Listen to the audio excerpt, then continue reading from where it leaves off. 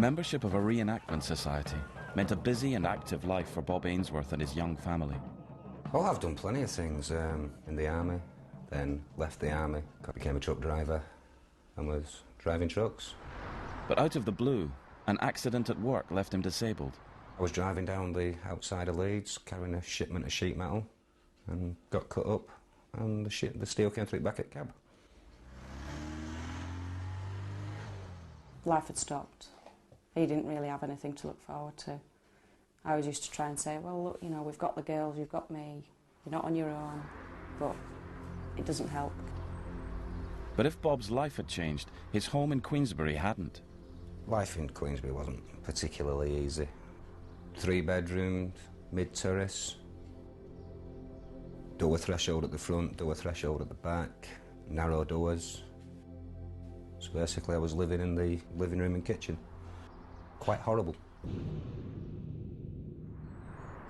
The pressures of living in unsuitable accommodation took a toll on family life. Everything became more difficult. Making the round of appeals to support agencies wasn't producing any leads. But a chance meeting at a car boot sale opened up new possibilities.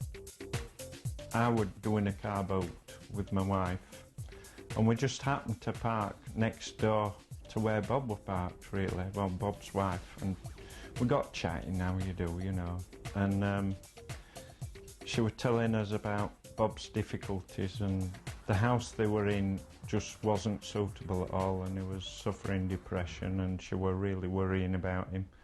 So I mentioned about Habinteg, you know, being a disabled housing association. ATIS nominates you for a house, and Habinteg will then come round and assess you or interview you, whichever phrase you want to use, to make sure that their properties suit your needs. It took time, but getting the agencies working together began to show results.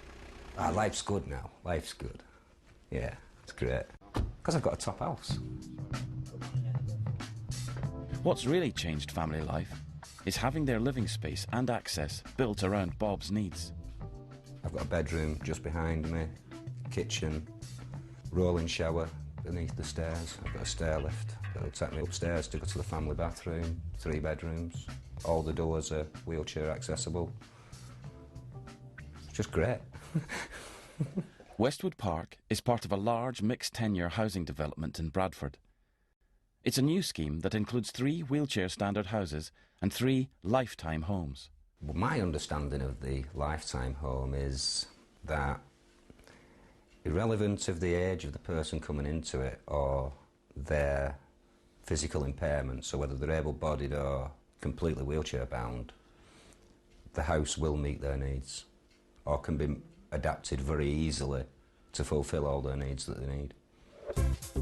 Having the freedom to choose where to go and what to do gives a whole new perspective on family life.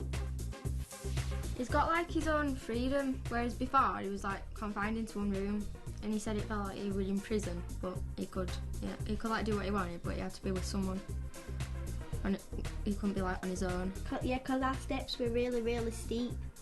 Now we can get out of the house and go like round to Phil's or somewhere. Family life is a lot happier now. Dad's not depressed about not being able to get out of the house. He smiles a lot more than he used to, if you know what I mean.